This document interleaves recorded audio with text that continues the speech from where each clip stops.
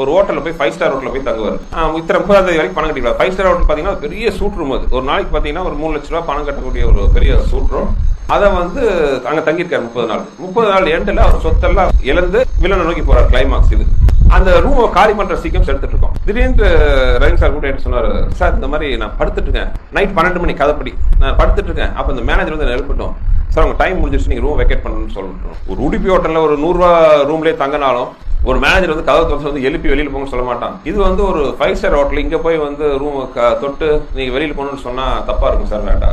அப்ப அவர் சொன்னாரு, இல்ல இல்ல இந்த இடத்துல வந்து நம்ம சென்டிமெண்ட் தான் பார்க்கணும், இந்த லாஜிக்லாம் பார்த்தோம்னா சீனோட எடுபடாது, நீங்க எடுங்க. யாராச்சும் தப்பி தவிர இந்த திருடா சீன் வந்து 5 ஸ்டார் ஹோட்டல்ல வந்து உங்களை வந்து எழுப்புறானேன்னு ஒரு யாராச்சும் தப்பி தவிர உங்களுக்கு கேட்டா நீங்க அப்ப என்கிட்ட சொல்லுங்க, நான் தோல்வி ஒப்புக்கிறேன். எனக்கு இருந்தாலும் ஒரே ஃபீலிங்கா இருந்துச்சு, என்னடா இப்படி சொல்றாரு, ஒரு 5 ஸ்டார் ஹோட்டல் வந்து மேனேஜர் வந்து தட்டி எழுப்பி வெளியில போக சொல்றாங்க. சரி ரஜினி சார் சொல்றாரு, சொன்னா கரெக்டா தான் இருக்கும், எடுப்போம்னு எடுத்தேன். இந்த நிமிஷம் வரைக்கும் யாருமே கேட்டதில்லை என்கிட்ட. ஏன்னா ஒரு 5 ஸ்டார் ஹோட்டல் மேனேஜர் உள்ள வந்து எழுப்புறாரு. அந்த இடத்துல பாத்தீங்கன்னா அவர் வந்து எழுப்புனாரு. ரஜினி சார் பார்த்தா ரூம் எம்டிஆர் இருந்துச்சு. தலைமகனே கலங்காதுன்னு ஒரு பேக்ரவுண்ட்ல சாங் போகும்.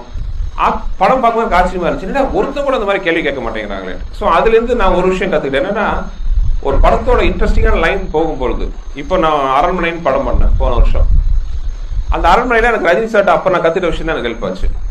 பேயை வந்து ஒரு சாமி அடக்கி வச்சிடறாரு. நான் கார்ல ஹீரோ காப்பாற்ற போயிட்டு இருக்கேன். போற வழியில பாத்தீங்கன்னா அந்த ரோட் ரோலர் மிஷின் அந்த பேய் ஆப்ரேட் பண்ணி வண்டி ஏற்ற ட்ரை பண்ணும். ரோட்ல இருந்து பாறையெல்லாம் வரும்.